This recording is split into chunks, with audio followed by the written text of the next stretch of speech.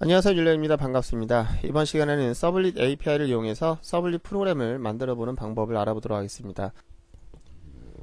자, 서블릿 프로그램 만드는 방법은 간단해요. 우리가 지금까지 만들었던 도수형 어플리케이션과 거의 흡사한데요. 다만 차이 몇 가지가 있겠죠. 일단 나나라고 하는 프로그램은 우리가 이미 알고 있는 것과 같은 그런 자바 런타임 환경에서 직접 호출되는 게 아니라 그 톰캣이라고 하는 서블릿 컨테이너에 의해서 실행되기 때문에 톰캣이라는 컨테이너라고 하는 녀석은 얘한테 기본적인 규칙을 하나 정해놓은 게 있을 거예요. 너는 서블릿이어야 한다. 이렇게. 그래서 우리는 나나라고 하는 것을 객체화시키고 얘가 여기서 로드될 수 있도록 하기 위해서는 반드시 서블릿이어야만 합니다. 왜냐하면 얘가 걔를 참조할 때 서블릿이라고 하는 그러한 자료형으로서 참조하기 때문에 그렇죠. 그래서 얘는 간단하게 여기다가 클래스를 어떤 것을 만들어도 상관없는데 반드시 HTTP 서블릿이라고 하는 것을 확장하시면 되겠고요. 이 서블릿이라고 하는 이 클래스는 당연히 우리가 제공받아야겠죠. 그 톰캣이라고 하는 녀석이 제공하고 있는 디렉토리에 보면 라이브러리 폴더에 얘가 있습니다. 나중에 사용해보는 것은 간단하게 우리가 시연해보면서 할 수 있을 거예요. 두 번째, 우리는 이 서블릿이라고 하는 클래스를 하나 만든 거예요. 나나라고 하는 서블릿 클래스가 된 거고요. 이 서블릿 프로그램을 만들 때 우리가 코드를 작성해야 될 텐데요. 우리가 과거에는 그 메인이라는 함수를 이용해서 거기다 코드를 시작하는 것들을 써놨었는데 얘는 인트로에 해당되는 그런 메인 함수가 뭐가 될까요? 이미 구축되어 있는 것 중에 얘는 get이라는 함수가 있습니다. 사용자의 get 요청에 오면 실행된 함수가 예약되어 있어요. 그러니까 우리가 메인 함수가 예약되어 있는 것처럼 get 함수를 예약시키면 되겠고요. 이거를 이제 얘가 갖고 있는 클래스에서 오버라이드 하시면은 이것을 우리가 프로그램을 만들게 됩니다. 자, 이게 메인 함수라고 생각하시면 돼요. 어렵게 생각하지 마시고요. 자, 여기는 입력 도구라고 하는 것과 그 다음에 출력 도구 두 개를 물려받게 돼 있어요. 그래서 일단 우리가 제일 먼저 할 것은 입력보다 출력이라고 하는 것을 어떻게 하는지 알아보기 위해서 이 출력 도구에 해당되는 리스판스를 가지고 쓰도록 하겠습니다. 자, 여러분들 기억하셔야 될 게 있어요. 입력 도구와 출력 도구는 앞으로 계속 쓸 거니까 기억하도록 합시다. 입력 도구는 리퀘스트, 그 다음에 출력 도구는 리스판스. 자, 출력 도구 중에서 우리가 제일 많이 쓰는 건 뭐냐면 얘가 점 찍으면 나오는 많은 함수들이 있어요. 메소드들이. 그 중에서 출력 스트림을 얻어야 되는데 이 getWriter라고 하는 함수가 바로 메소드가 출력 스트림을 제공해 주는 녀석이에요. 그냥 출력 스트림도 아니고 printWriter라고 하는 그 래핑 객체에다가 이미 래핑이 다 끝나서 우리는 점 찍으면 과거에 콘솔 출력하듯이 프린트 라인을 이용해서 234와 324를 계산하도록 할 거예요. 그래서 계산한 결과를 사용자에게 출력하도록 할 겁니다. 자, 그럼 메모장을 한번 열어보세요. 자, 메모장을 열어서 여기에서 제가 설명했던 그 코드를 작성하는 겁니다. 먼저 작성을 하시고 그 다음에 제가 지시하는 대로 따라 하시는 거예요. 일단 코드를 작성하는 시간을 잠깐 드리도록 하겠습니다. 작성해 주시고요. 자, 저처럼 다 작성하셨습니까? 저도 지금 여러분들이 치고 있는 사이에 물론 제가 보이진 않지만 저도 지금 작성을 해봤고요. 작성을 끝냈다면 이거를 저장을 해야 되겠죠. 아직 못하신 분들은 제 코드를 보시면서 잠깐 멈추고 저장을 하시고요. 하실 때 우리가 지금까지 얘기했던 것처럼 앞으로 코드는 그 JSP라고 하는 그 폴더 있잖아요. 우리가 만들었던 거 그 안에 워크스페이스 안에 넣을 거고요. 그리고 그 안에 넣을 때 확장자를 반드시 자바로 하시고 클래스명 당연히 나나라고 하는 이름으로 하시되 첫 글자는 나나라고 하는 것과 똑같이 대문자로 시작하는 이름으로 나나를 저장을 하셔야 되겠죠. 자, 이렇게 나나라고 해서 나나.java라고 해서 저장되는 폴더가 어디가 됐죠? 아까 말씀드렸는데 JSP 안에 워크스페이스라고 하는 폴더에다 저장을 하시면 되겠습니다. 자, 그럼 우리 저장을 하고요.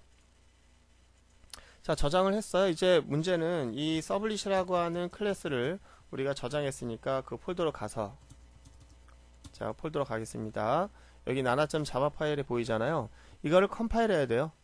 배포하려면은. 그럼 컴파일은 어떻게 할 것이며 컴파일 할 때 문제가 되는 부분도 알아볼 건데요.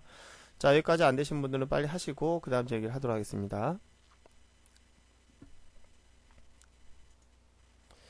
자, 다 되셨으면은요, 이제 우리가 컴파일을 해야 되니까 도스창을 열어서 도스창을 열어서 우리가 컴파일을 하기 위해서 자바C 이게 정상적으로 실행되는지 확인해 보고요. 자, 잘 되면은 요걸 컴파일 하기 위해서 요 디렉토리로 가야겠죠? 자, 디렉토리로 가기 위해서 cd가 뭔지 아시죠? change 디렉토리 가셔가지고 그 경로를 붙여넣기 합니다. 자, 여기 가신 다음에 dir 쳐보니까 nana.java가 있는데 컴파일하기 위해서 java c 하고 나서 nana.java 이렇게 합니다. 그랬더니 뭐 에러가 굉장히 많이 나네요. 이 에러의 원인은 다른 게 아니라 이 nana.java가 쓰고 있는 라이브러리 중에서 여기 http 서블릿 리퀘스트라든지 또는 이런 리스판스 이런 것들에 대한 클래스가 모르겠다 이거죠. 이 지금 라이브러리 쓰고 있는데 이 심볼을 쓰고 있는데 얘가 뭐냐, 얘는 우리가 알지 못한 라이브러리다. 이 얘기인 즉슨 우리가 자바 C라고 하는 걸 컴파일 했을 때 자바가 기본적으로 제공되고 있는 라이브러리 같은 경우는 알아서 링크가 되는데, 자바가 기본적으로 제공되고 있지 않은 라이브러리들은 반드시 그 라이브러리가 있는 디렉토리를 참조해 줘야 돼요. 그래서 자바 C를 할 때 그냥 아무런 인자도 넣지 말고요, 그냥 바로 엔터를 한번 쳐보세요. 그러면 도움말이 나올 거예요. 이거는 뭐 도움말에 보면 여러가지 옵션들이 있는데 그 옵션들 중에서 우리가 관심 있게 봐야 될 것은 바로 이 클래스 패스인데요. 자바가 기본적으로 제공하고 있는 라이브러리가 아닌 사용자가 만든 라이브러리나 아니면 타인이 다른 사람이 만든 라이브러리를 내가 이 프로그램에서 쓰고 있을 때는 클래스 패스, 그 클래스가 있는 그 라이브러리를 포함시킬 수 있는 옵션을 통해서 포함시켜야 돼요. 지금 우리는 그 서블릿이 제공하고 있는 라이브러리 그거 사용하고 있는데 그거를 우리가 포함시켜 보도록 하겠습니다. 일단 서블릿 라이브러리는 아파치에 의해서 배포되고 있으니까 아파치에서 톰캣을 받을 때 거기에 같이 포함되어 있어요. 그래서 거기 폴더에 가보시면은 설치되는 폴더 중에서 라이브러리라는 폴더가 있거든요. 그 안에 들어가 보시면은 서블릿-api 자리가 있을 거예요.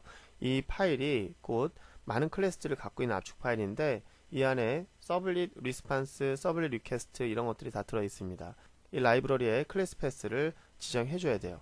이 클래스가 있는 디렉토리를 거기다 넣기 위해서 요거 복사를 해야겠죠. 경로를 복사한 다음에 컴파일 할 때 요 클래스 패스를 지정하는 방법, 요거는 이제 플레임이고요. 요거 cp는 클래스 패스의 약어니까 이걸 쓰도록 하겠습니다.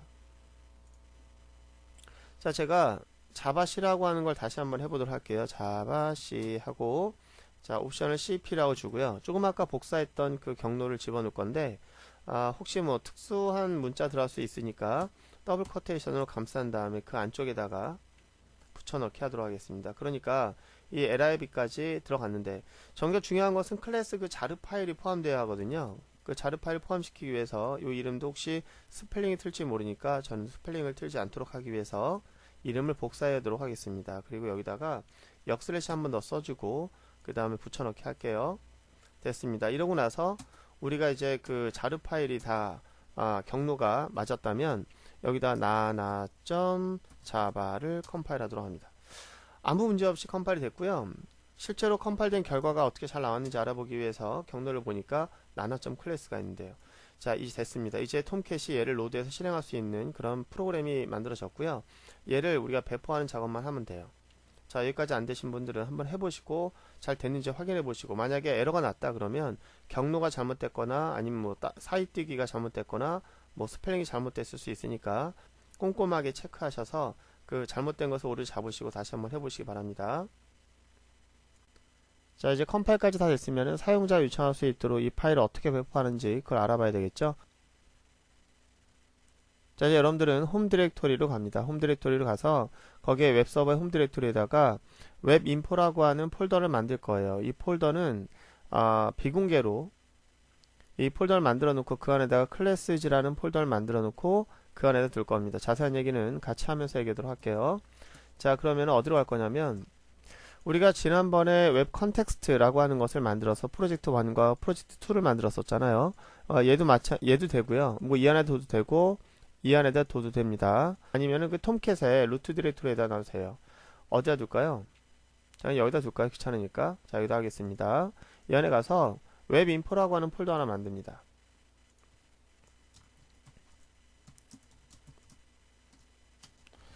자, 웹 인포라고 하는 폴더 하나 만드세요. 자, 스펠링 틀리면 안 되고요. 반드시 이렇게 하셔야 됩니다. 자, 만드셨나요? 자, 그럼 이 안에 들어가서 우리가 클래스라고 하는 폴더 하나 만들 건데요.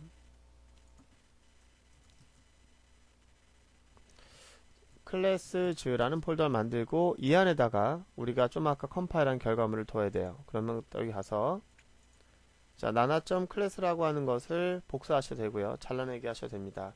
이거를 프로젝트 안에 웹 인포 안에 클래스즈 안에 여기다가 두게 될 겁니다.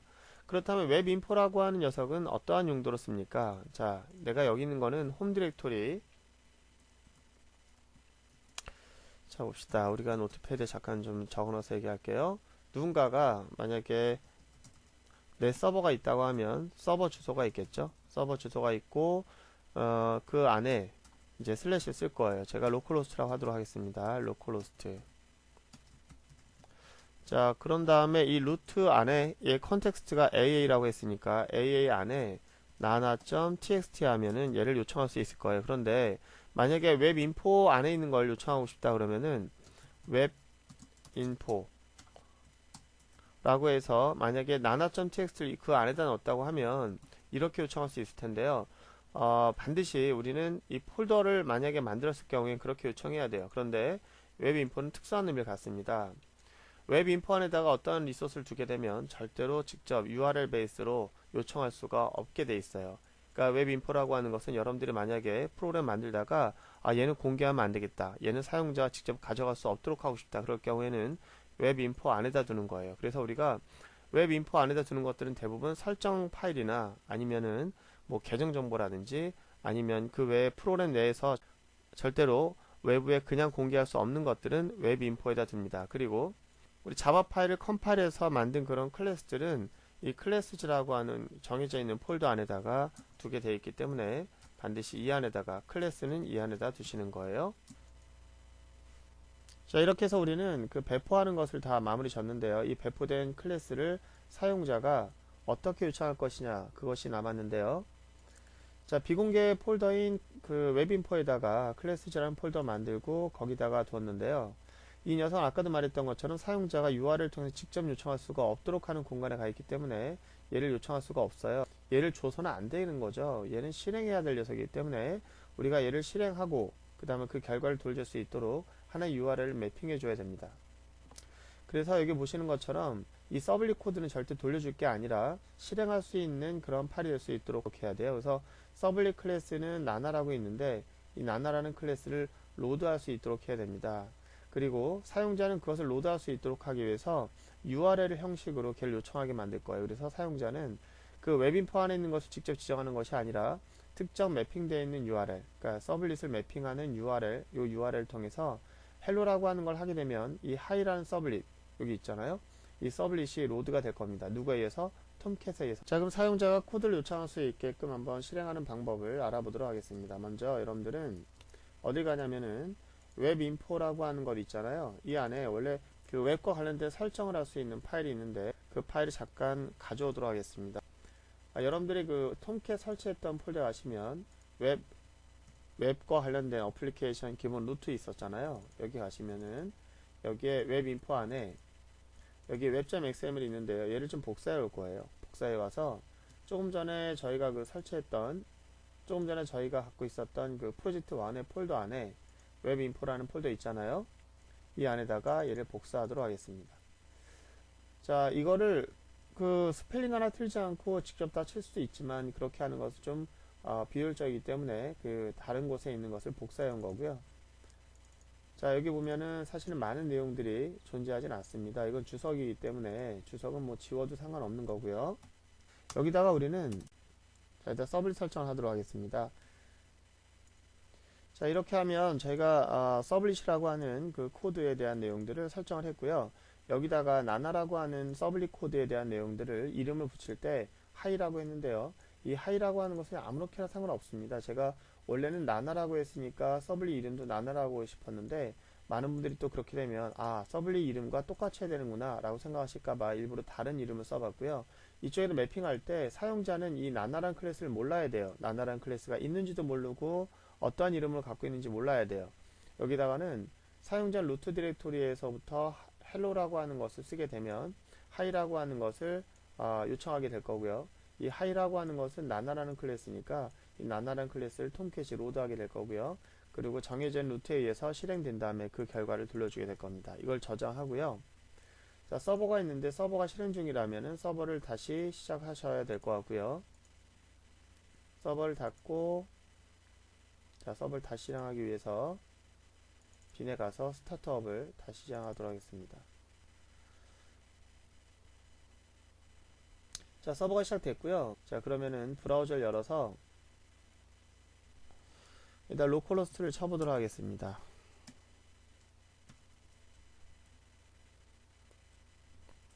슬래시 두 번 쓰시고요. 로컬호스트. 자, 여기다가 우리가 프로젝트 1이라고 하는 폴더에 놨으니까 걔는 AA라고 하는 컨텍스트를 갖고 있는 그런 웹사이트니까 AA라고 쓰시고요. 이 안쪽에 있는 헬로라고 하는 이름을 붙였잖아요. 그럼 헬로라고 했으니까 아마 헬로에 해당되는 서블릿이 있으면 그 서블릿이 요청이 될 거예요. 자, 여기 500 에러라고 나오네요. 나나라고 하는 서블릿이 존재하지 않습니다. 이런 에러를 만나게 되는데요. 자, 그 이유는 실제로 나나라고 하는 클래스가 서블릿 클래스가 아니기 때문에 그런 거예요. 우리가 작성했던 코드 다시 한번 보도록 할게요. 자, 나나를 봤는데 잘 된 것 같은데 왜 그러지? 라고 한다면 잘못한 거죠. 여기 보시면 나나라는 녀석이 익스텐즈 해가지고 뭐랬어요? HTTP 서블릿이라고 하는 클래스를 부모로 두고 있지 않습니다. 그래서 이걸 상속받고 있지 않으면 그 서블릿 클래스가 아닌 거죠. 그렇죠. 그래서 이거를 반드시 상속받고 해야 되는데 이렇게 잘못 착각을 해서 오류를 내는 경우가 있어요. 스펠링이 틀려서 그렇거나 아니면은 내가 뭔가를 빼먹거나 뭐 여러 가지 이유에서 오류가 날 텐데 그러면 어떤 작업을 해야 되냐면 역시나 이걸 다시 컴파일 해야 되잖아요. 저장하고 그 다음에 이거를 다시 컴파일하고 다시 컴파일 했으면은 또 배포도 다시 해야 되겠죠. 아까 있었던 그 클래스 이거는 의미가 없으니까 이거를 지우셔야 되고요. 그리고 우리가 작성했던 그 코드를 워크스페이스에다 뒀던 코드 있잖아요. 자, 코드 클래스를 컴파일 다시 했으니까 이거를 다시 여기다가 둬야 되겠죠. 자, 그러면 바로 실험하면 또 어떻게 될까요? 바로 실험을 해볼까? 새로 고치면서 컴파일된 결과는 올바를 테니까. 자, 이번에 이렇게 하니까 또 404에러가 나요.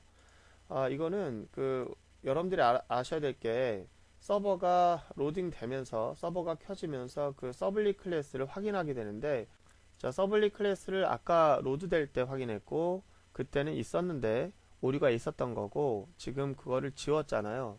지운 상태이기 때문에 얘는 그것을 새로 갖다 놨음에도 불구하고 걔를 인식하지 못하고 404 에러가 나요. 이럴 때는 서버를 꼭 다시 껐다 켜야 되는데요. 자, 다시 시작하도록 하겠습니다. 얘가 로드되면서 우리가 좀 아까 작성했던 그 서블릿과 관련된 내용들을 아마 다시 시작하면서 로드했을 거예요. 다시 한번 새로 고쳐해 볼게요. 자, 이번에는 아까와 달리 404가 아니라 정확하게 75,816이라고 하는 숫자를 반환하는 거 볼 수 있고요.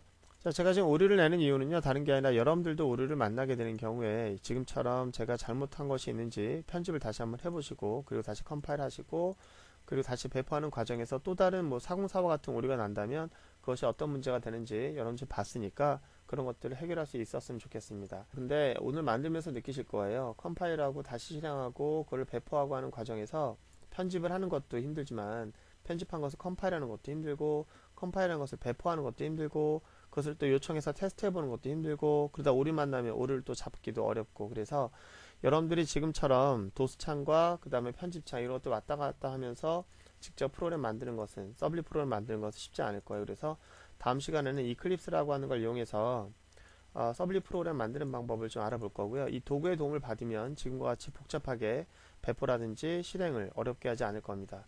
다음 시간에는 좀 더 쉽게 만들 수 있는 방법에 대해서 알아보도록 하겠습니다. 고생하셨습니다.